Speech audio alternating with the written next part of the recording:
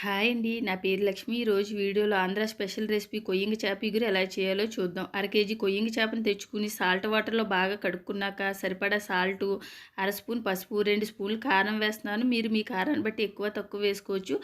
తర్వాత 2 స్పూన్లు ఆయిల్ వేసుకుని ఇవన్నీ ముక్కలు బాగా పట్టించినాక అరగంట పక్కన పెట్టుకోండి. టైం లేకపోతే వెంటనే చేసుకోవచ్చు. మిక్సీ గిన్నె తీసుకున్న అల్లం, వెల్లుల్లి, దాల్చిన చెక్క, ఇలాచి, లవంగాలు వేసుకుని 2 స్పూన్లు ధనియాలు, ఓ స్పూన్ గసగసాలు, అర స్పూన్ జీలకర్ర వేసుకుని ఒకసారి గ్రైండ్ వేసుకున్నాక 2 మీడియం సైజు ఉల్లిపాయలు సన్నగా కట్ చేసి వేసుకుని ఫైన్ పేస్ట్ చేసుకుని పక్కన పెట్టుకోండి.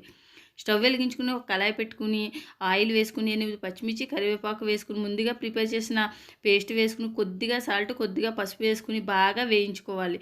బాగా వేగినాక మాత్రమే ముందుగా మ్యాగ్నేట్ చేసుకున్న ఫిష్ని ఇందులో వేసుకుని కొద్దిసేపు ఉడికినాక గ్లాసున్నర వాటర్ వేసుకుని బాగా కలుపుకున్నాక మీడియం మంటలో కూర ఉడికేంత వరకు ఉడికించుకోండి. లాస్ట్లో కొత్తిమీర వేసుకోండి. లైక్, సబ్స్క్రైబ్ చేసుకోండి. Thank you for watching. Bye.